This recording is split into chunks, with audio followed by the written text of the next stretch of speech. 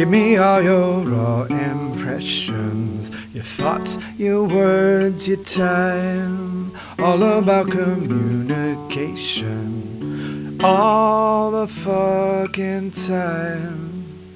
Give me all your raw impressions, all your raw impressions. Oh, feed me your life, and I'll feed you mine. Talk, talk, talk, talk, talk, talk, talk. Talk, talk, talk to me. Talk, talk, talk, talk, talk, talk, talk. Talk, talk, talk to me, please.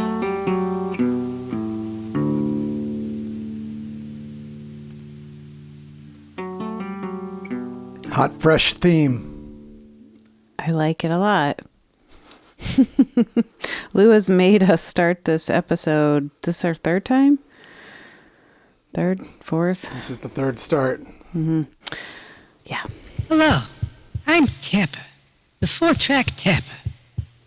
My good friend, 4-track Man, has asked me to announce this week's episode of Raw Impressions. Lou is still not feeling well about his ears, and 4-track Man felt that his abrasive and relentless ball-busting of Lou would upset Lou, or maybe he's feeling just a little bit too vulnerable at this time. I commend 4-track Man for his sensitivity in this issue. I myself know sensitivity. I am the 4-track Tapper, the originator and the mastermind behind improvisational tapping. I can get into that a little bit more later. I have a special thing I'd like to show Lou that will hopefully help him feel better. In the meantime, I think Lou would like to talk a little bit more about what's going on inside his ears, his left ear in particular. He's got some new information and a whole lot more questions, to be honest. So, Lou and Adele, please, take it away. I spend a lot of time talking about my ear, don't I, honey buns? You do. It's currently the topic around our house. Mm-hmm. And when you're gone and when you're home, it's just. I'm home. I've been home for 2 days. You're like following me around like a little puppy, just like, have I told you about this thing that I'm hearing? And then trying to describe. I think it's permanent. Yeah. I think it's temporary. Mm-hmm. I think it's permanent. I think it's temporary. This is probably from a bacteria infection that's now invading my brain. Well, it could be from dislodging my brain and my skull. Well, it could be from, It began on November 10th in Sao Paulo, Brazil. A particularly raucous performance by Lou Barlow. Yeah, we really, it was the show in Sao Paulo. So the last dinosaur show, junior show of their short South American jaunt. And, yeah. You trust your senses for information about the world around you. And it must be very frustrating, Lou, especially when you are in a blisteringly high dose of prednisone, as you are now. You are. Lou, how are those mood swings going? Adele, how are you holding up, sweetie? Take it easy, 4-track Man. Lou, I believe you have found the approximate frequency of the tone in your left ear. Would you like to play it for us and talk a little bit about it? I'll be back later. I'd love to play. Do I have to be present for this? Or? When I came up with this one, so I was using my frequency generator on my phone. I found the frequency of the tone in my left ear, and it happens to be 540 kilohertz or whatever those are, hertz. Mm-hmm. And this is funny. I looked that up. I just put 540 hertz into Google, and it said, "This is a tone for clarity and peace of mind." So there's sound therapy where you just listen to this sound. Well, and that's why I was saying, what's your problem, babe? So this is the thing that people are like searching for specifically. You already have for free, like just rolling around in your head, clarity and peace of mind. Well, how come you don't seem clear? Where's your peace of mind? Well, because it doesn't stay at 5:40 every day. It happened to be 5:40 that day. Today, it's more like this, which is like 5:30 or 666. 660 kilohertz. 66. Yep. I'm obsessed with my. I have no choice. None of us do. We are all we're all in this journey with you, and It's so loud, and I'm so jacked on prednisone. He is totally jacked on prednisone, and thankfully, you know, I jest, but we haven't broken up, guys. We're still married. Well, I haven't. He can be a little I feel like I'm growing a monobrow. I feel like I'm becoming his like mood swings. I feel like my whole face, like my eyebrows are going like. I feel. But today is my last full dose. Today is my last full dose of prednisone. And then it's the ramp down, right? We're stepping down. Ramp down, step down. Oh, God. Stepping down. Oh, Yep. oh, while We're losing listeners, Lou. I'm losing listening. Oh my God, he's taking us. But this is my him. normal. This is my normal tinnitus. As I was finding my tone for my left ear, this is the normal tone in my ears. That's really loud. This is the one that's directly. I like how you're tapping through this. If you're wondering what the hell Lou is doing, this is the one that's directly in the middle of my brain, and I'm fine with it. I liked this one. I don't like the new one. See, you just need to become friends with the new one. But it's just in one ear, which indicates something that's trouble. A monaural tinnitus is not good. That means it indicates some sort of damage within your body. Folks, let's just say this. Lou has an appointment tomorrow with an audiologist here in Greenfield, Massachusetts. I was going to use this right now to practice what I was going to tell the audiologist so I could deliver a clear and concise. And I'm not at all. You're going to just hand them the podcast episode and be like, listen to this. Listen to the last 3. Follow this QR code to the Raw Impressions podcast. I've dedicated the last 2 episodes to my hearing damage. I laugh and haha. I will say this. It has been extremely stressful. I don't want to cry because that would be the end of the episode, and I just did my makeup, and so I don't want to do that. But listen, it's been extremely stressful. I'm very worried about Louis Barlow and his ear and his livelihood and his peace of mind and his sanity and his health and all of the things. Adele Barlow here is extremely worried. Lou is extremely worried. We are both in a state of kind of a lot of worry, right? I do appreciate that since we did do the first episode, that people have been weighing in and sharing their experiences with this. And It's really not that uncommon. And I've actually and when I was in Los Angeles playing the shows with Dinosaur Jr., I talked to several people who've experienced very similar things. Yeah. So I'm kind of becoming less, I'm going, if this is my lot, if this is where I'm at, I'm not alone. You're feeling less isolated with it, I'm feeling less isolated Yeah. with it. I'm feeling less, I'm like, if this is it, if I really did sustain some real damage when I was in Brazil, and then maybe through the flights after that, I'll talk to the audiologist and see what she thinks tomorrow. But if that's it, if that's what I'm left with, I can do it. I played the theme today. And it was pretty good. And actually, maybe this is a way that I'll focus more and more on what I am saying and singing and what I'm listening to. And maybe it will open up new things for me. And I'm never, ever stepping foot on stage with Dinosaur Jr. without a big ass pair of gun muffs ever again. I am absolutely going completely, fully, triple protected anytime And Sebadoh. You've got a And Sebadoh Sebadoh. show coming up. I know, I Anytime did- you play rock music, right? Yeah. Yeah. Hey, Lorna Bell, I'm back. It's Dr. Tapper. I'm going to show my innovative method to soothe yourself through this difficult time loop. Now start easy. Based on the traditional method Does of everyone tapping, know what tapping but with a is? twist. Now you bring the fingers of both hands and tap the traditional parts of your body in the traditional order. The top of your skull, then your forehead, then the top of your eye, over to the side of your eye, so forth. And you know, also, there's kind of a script. I allow myself to feel this. It's okay that I'm feeling that. I'm always protected. I'm going to be okay. That's all well and good, but it's a script. My idea is, you tap, like you do regularly, at first. What you say, the first thing that comes into your brain. Let me demonstrate. Top of your head, I'm here on the Raw Impressions show.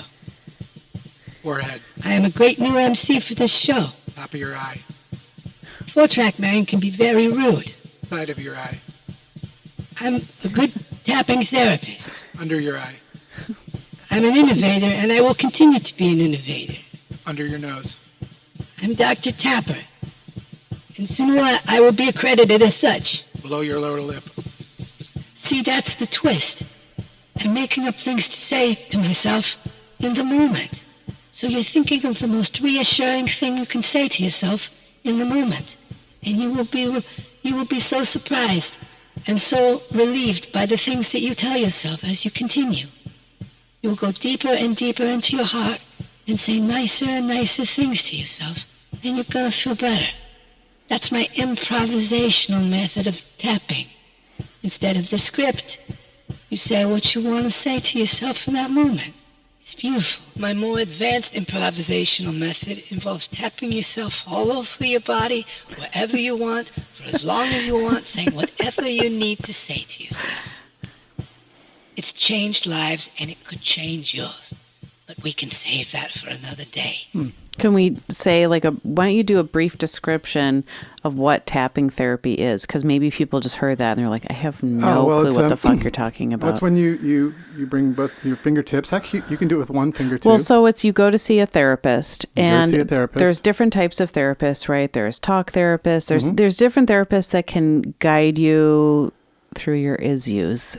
And one of them is, it's less of like, you do talk, but it's more like mantras, kind of like in tapping, right? Yeah, it's kind of cool because So you're doing a tapping thing. I did two you're tapping tapping- your body while saying things to reassure yourself, right? Yeah, and there's like a script that they have, like, you know, Yeah. at the end. I've done 2 tapping sessions, Yeah. like maybe 3 years ago or something. Yeah. But I found it the most effective form of therapy that I'd come across. People, You know? some people find it extremely effective. Yeah, and Yeah. so yeah, I wish I should have taken notes. I didn't realize that Dr. Tapper was gonna. Well, I think bring me it's into just so basically they talk you through, like you might say like, oh, I'm having a really hard time with this. And then they go, okay, we're going to tap together and then repeat, like, Like what he was saying. Yeah, It's like what he was saying, like, I give myself permission. I give myself permission to feel these feelings today, or, but I know that I can move through this. Something And- like and that, you, right? And you do it, yeah, you're sort of saying these things. And I think they're tapping at points. I'm wondering if it's actually related to, like, I wonder if it's actually relaed to acupuncture and acupressure. Well, I do find that. I mean, I did tap myself through my hardest moments with this, like when I really realized what was happening and how out of control it felt and how threatening it felt. Mm-hmm. And because I did like the tapping, I'm not a huge therapy person. I've tried a few things with that, and but I did like this because I think I like the ritual part of it. Mm-hmm. I like the physical part of it. Mm-hmm. And I did find myself just saying, because there is a script, but I'm like, we get so wrapped up in like doing something the right way. Well, what's the right way of tapping? What's the right way of breathing? What's the right? And I feel like we should have the permission to just use whatever we can, to cherry pick all of these things to comfort ourselves. I think That's such a nice reminder to people, because I'm one of those people who's very literal. And if I feel like I've been told that this is the way we tap, or this is the way we do such and such, you put on your shoes and you tie them, I will just go then like, oh, I have to do that. And even if it's uncomfortable or it feels like contrary to what I need or what I can do, I will continue to kind of like push myself in that direction because that's what I've been told. And I love hearing reminders that seem so simple and obvious, but I'm the person who really benefits from them, of someone just saying like, you know what, you don't actually have to tie your shoes that way. You can just find a way that feels completely comfortable for you. And that's how you put and tie your shoes on. You can just tap the way you want to tap. You don't have to follow this script, and you're still going to see benefit from it. Mm-hmm. You can like, it's an act of self-care that like I really appreciate reminders like that in the world. Like, you can make this your own way, because I'm just one of those people who needs that extra permission to find my own way into something. Yeah, and I do really like tapping, because I'll tell you, it's funny when I do this pattern, like top of my head, mm-hmm. forehead, top of my eyes, side of my eyes, bottom of my eyes. I tap kind of hard, maybe like 8 times, here. And when I get down to I actually, every time I yawn, it starts to, it does relax me. Uh-huh. Right now I feel the tingle from it. Yeah. And so when I was going through my hardest time with this in the first few days, when I was really realizing that something was wrong, is that I did just sort of, I'm like, because I scripts and like, it has to be this way. They're, you know what I mean? Like in mantras, and mm-hmm. I find them, I'm like, a mantra is fine, but it has to change, It also has to feel true to you, right? It has to feel true to you, and mm-hmm. you're internally, you're going to change. You're going to need to hear different words every day. You can't just, when you repeat something, you will become used to it. Mm-hmm. And it will become ineffective. Like you need to change the way you speak to yourself. I find that I need to change the way I speak to myself. That makes sense to me too. For it to be effective, it has to change with how I'm changing. It has to change with my environment. It has to change. So yeah, for this, I was just like, this is kind of ridiculous, but I was like, this could be the best thing that's ever happened to me. Oh. My ear changing the way that I think of music, the way that I think of my life, the way that I think of what I'm going to do in my future, and how I'm going to support my family. Somehow, this will be something that changes me in a good way. And I had to do that, in the middle of the night. I've been traveling so much, and, there was the pressure of these Dinosaur Jr. shows. We went back and replayed this record, the Where You Been record from, it was when I wasn't in the band, 1994. So we had these big Los Angeles shows, and we rehearsed for the shows. When we rehearsed, my ear thing went fucking ballistic, and it freaked me out. And I thought that I couldn't play. Mm-hmm. And it was like, I have to describe it like it was almost like a film scene, like a really sad turning point. Or like the baseball pitcher that all of a sudden can't pitch, just something, it felt, the love of your life walking away from you. Yeah, it felt very heavy. And I, when we're practicing, I felt so confused because the like Jay's guitar just sounded like shards of glass, and just everything felt very atonal. I didn't know where the notes were on the bass. I felt very confused, and I had to, I had to walk out of the room and then gather people, and then sort of try to calmly explain what was happening.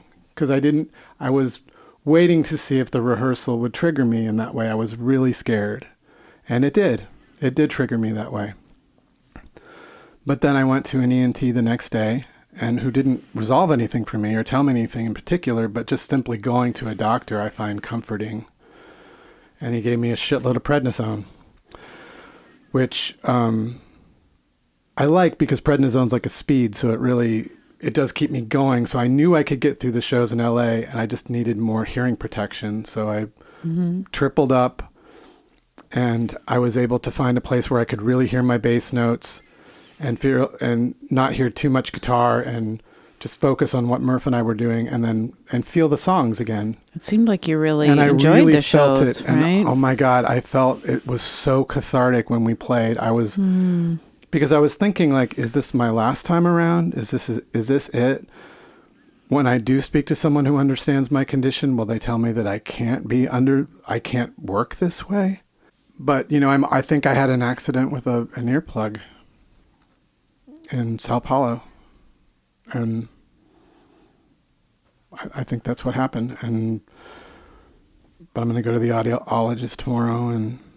But anyway, the shows were good. And I've got I made it through the Folk Implosion tour with this condition because it came on during that tour. And then I have some Sebadoh show. I have a Sebadoh show coming up in a few days. And I'm going to get through that too. No matter what, like I told you,